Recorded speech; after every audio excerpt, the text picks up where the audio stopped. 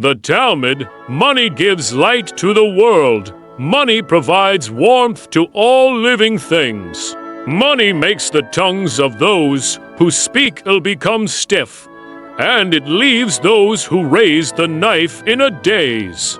Money buys gifts for God, knocking on the closed doors of the divine. A long time ago, the Jewish people discovered this truth. Money is the source of all life. Throughout history, the Jews have suffered several national catastrophes, and they were forced into exile in various countries. But no matter where they went, the people of those countries discriminated against them. For Jews to survive in these places, they had to pay exorbitant taxes and unspecified contributions, and every aspect of their daily lives was subjected to the taxes they paid. Those who followed the same religion would pay taxes to pray together, taxes to marry, taxes to have children, and even taxes to conduct funerals. If they showed any doubt, they were immediately labeled as miserly. If they failed to pay some tax, they would be expelled or massacred. The rulers of the countries where Jews lived could not do without their money. They used it to build magnificent palaces, sustain the luxurious lives of the nobility, display the grandeur of their empires, and wage wars against other countries. All these required large sums of money from the Jews. Thus, a curious situation arose. Rulers would often complain about the Jews' stinginess and look down on their greed for wealth. But when they needed money, they would call them back, offering them great favor, as they were seen as the kingdom's cash cows.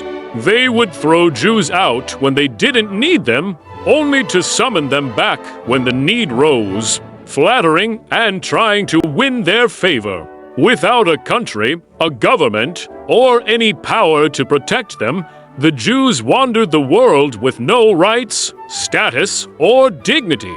However, they had money. With money, they gained value in the eyes of rulers and secured their survival conditions. The Jews had money, but it also brought jealousy.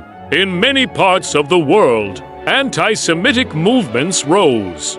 The reasons for anti-Semitism are numerous, but in the 19th century, a Frenchman spoke the truth. Anti-Semitism is an economic war. The Jews understood that they could not afford to lose this war.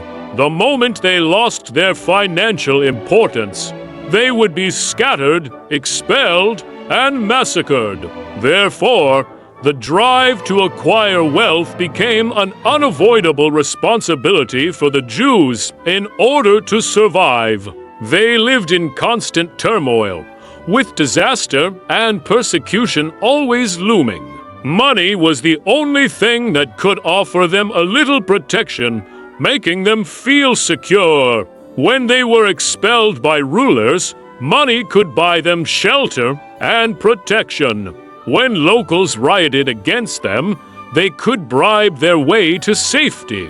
When traveling for business and encountering robbers, money could ransom their lives. Money was something they could not do without. For the Jews, money was their tangible God, the one who could protect them and ensure their safety. Money made others look up to them and forced the local governments to treat them with respect. An observer wrote in his work, "The actual political power of the Jews and the contradiction between their political rights and power is also a contradiction between political power and economic power.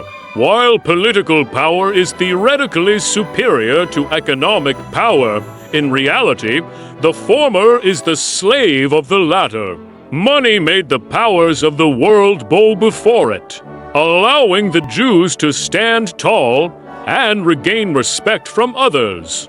In this situation, acquiring wealth became an instinctive reaction for the Jews, like closing one's eyes instinctively before a hand reaches the eye. It was a natural, reflexive instinct. The Jews had no choice but to seek every possible way to become rich, to make themselves wealthy. Their worship of money became extreme. For the Jews, money was at the center of life. It was between life and death. The Jews obtained protection and security through money, but because they became so wealthy, they also faced jealousy and hatred from the world. They had to continue making money to ensure greater protection. To earn more money, they had to refine their skills in finance and business. Their ability to manage money, create wealth, and grow it became more and more sophisticated, making them increasingly wealthy. In the process of striving for wealth, the Jews almost became economic animals. There is a joke. A Jewish banker's son, after obtaining a doctorate, converted to Christianity. This deeply hurt the Jewish father. Though his two grandchildren often visited him, he remained in a gloomy mood. One day, the banker saw his grandchildren playing cards and asked them what game they were playing. "We're playing with the banker's money," the grandchildren replied without hesitation. Upon hearing this, the old man was delighted. "My grandchildren still carry my bloodline." This story illustrates that while some Jews may have converted to Christianity for their advancement, their love of money and their reverence for wealth remained unchanged. For the Jews, money is their true God. They are a nation marked by money. Looking at the current reality, their reverence for wealth has not diminished. In fact, it has only intensified. Money continues to exert a magnetic pull on people. People in other ethnic groups in the Americas still admire the wealth of Jews. Today, people around the world, from various nations, are all striving to make money because they know the simple truth. In today's world, achieving financial success has become a basic survival rule. To survive, one must prosper.